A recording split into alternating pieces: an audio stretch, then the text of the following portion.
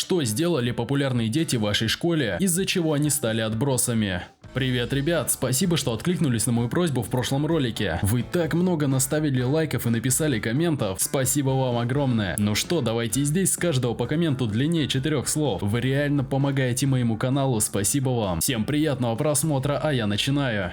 Когда началась школа, она была настолько популярна, что могла проводить время с кем угодно в любой компании. Это была красивая, общительная, спортивная блондинка. Затем эта девушка начала тусоваться со мной, 16-летней девочкой с ограниченными возможностями, медленно шагающая с деревянной тростью, как старуха. Она мгновенно стала изгоем, но все же решила остаться в дружеских отношениях со мной, и мы обзавелись собственной компанией. 10 лет спустя. Она хороший ювелир в моем прежнем городе, и все еще такая же красивая, веселая и добрая, как раньше. Моя девушка любит рассказывать историю о том, как она стала непопулярной в своей школе. Ей было примерно 6 или 7 лет, и она училась во 2 классе. В тот момент в Великобритании началась странная тенденция есть собачье печенье. Все дети воровали из дома собачьи вкусняшки и ели их во время перерыва. К сожалению, у нее не было собаки, поэтому в школе ей приходилось есть обычное печенье. За это ее подстрекали каждую перемену. Иногда бывают странные претензии со стороны однолеток. Один популярный парень, мой одногодка, обоссался во время экзамена. К сожалению, для него сзади сидел его одноклассник. Он сразу же встал и крикнул: «Капец, он обоссался!» Он продолжал плакать и повторять снова и снова: «Это мой энергетический напиток, он пролился!» Прежде чем руководитель экзамена буквально не вытащил его из класса. 2 недели спустя он вернулся в школу изгоем и какое-то время держался в тени. В конце концов, эта ситуация утихла, и он продолжил жить и учиться как прежде. Так продолжалось до тех пор, пока не вышел в эфир эпизод популярного телешоу в Великобритании The In-Betweeners, в котором один из главных героев гадит в классе, где сдавались экзамены. Это напомнило всем о том, что произошло, и снова подорвало его репутацию. В моем классе был один ребенок, который был сыном нашего учителя по математике. Он был безумно популярен, потому что мог помогать каждому с домашним заданием по математике. Оказывается, он на самом деле рылся в листах с ответами своего отца, чтобы получить эти ответы. Учитель через некоторое время стал что-то подозревать, поэтому он намеренно сделал поддельный лист для ответов. Конечно, его сын просто списал с листа ответы. Ответы были настолько неверными, что любой, кто хоть немного посмотрел бы в них, понял, что тут что-то не так. Парень все равно раздал ответы, и в одно мгновение полкласса получает негативный балл. Его популярность падает как камень с обрыва, поскольку все дети в классе обвиняют его. Они вынудили его перейти в другой класс и больше никогда не сталкивались с таким обманом. Девочка, с которой я ходил в начальную школу, стала жертвой пожара в их доме. Она была красивой и популярной среди детей 1 и 2 класса. После пожара у нее осталось много рубцов. В 3 классе все дети сговорились против нее, они садились рядом с ней и не рассказывали о том, что нужно было знать каждому однокласснику. Я узнал ее намного лучше только в том году, когда она была моей Валентинкой. Эта девочка была тем же человеком, что и раньше. Я ходила в школу для девочек, а примерно в 5 минутах ходьбы была школа для мальчиков. Когда я училась в последнем классе, заместитель школы для мальчиков встречался с одной из руководительниц нашего класса. Ей 17 лет, и она была не очень умной, и в конце концов она забеременела. Она бросила учебу, и почти все, кто знали его в нашей школе, ненавидели парня, хотя до этого его очень любили. Когда я учился в начальной школе, популярный ребенок подумал, что будет забавно смыть классного питомца, хомяка, которого звали Нибблс, в унитаз. Все дети думали, что хомяк умер. Парень быстро стал известен как ребенок, убивший хомяка. В итоге он сменил школу по другой причине. Кстати, хомяк выжил. Я не знаю, как работает трубопровод, но я слышал, что охранник в конце концов нашел его.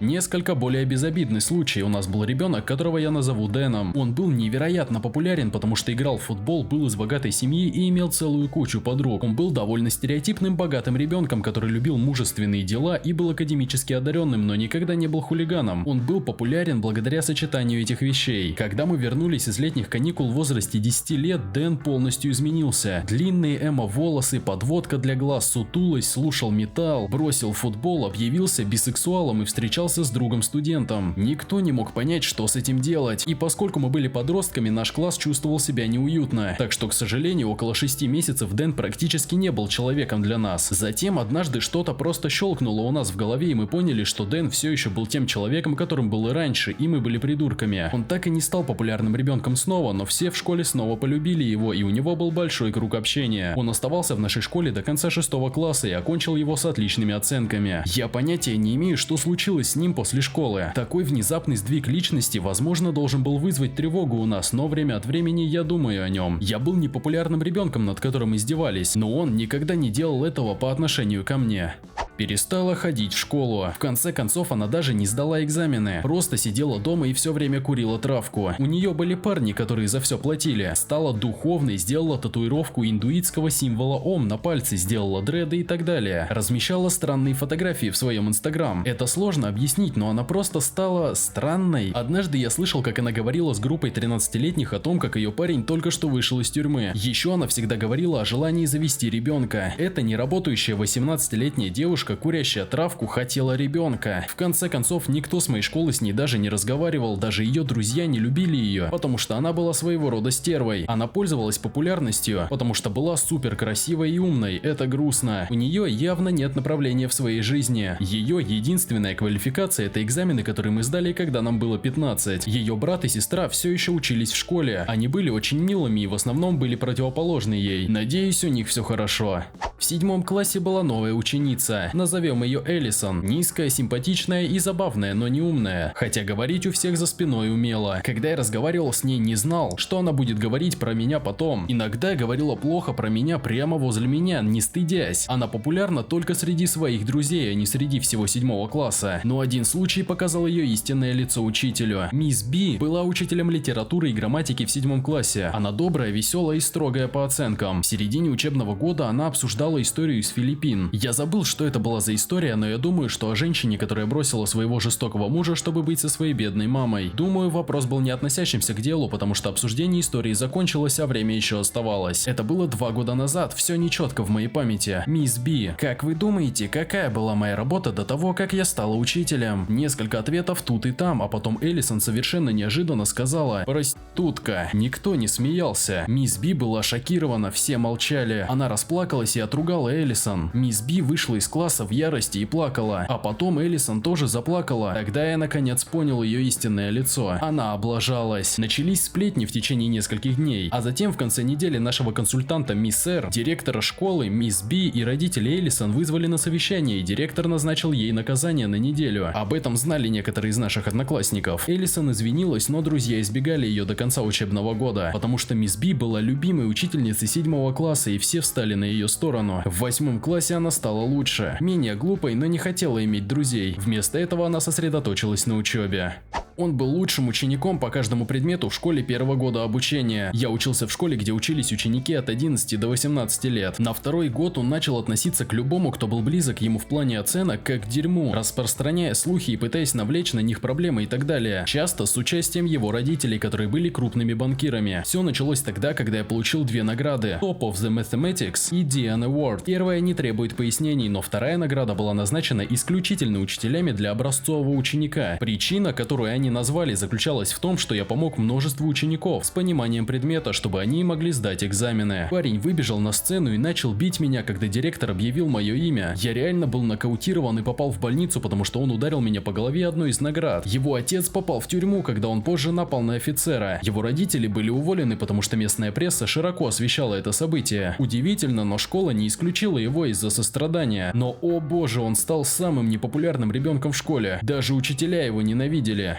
Когда она высмеивала меня на глазах у всех за то, что я ходила в желтой рубашке в школу. Это была простая желтая рубашка, и она каким-то образом нашла способ высмеять цвет. Она делала из себя человека, похожего на того, который был бы груб без причины. Все быстро поняли, что она думала, что люди автоматически оказываются на ее стороне, потому что она была богатой. После этого она стала изгоем, и ее репутация упала.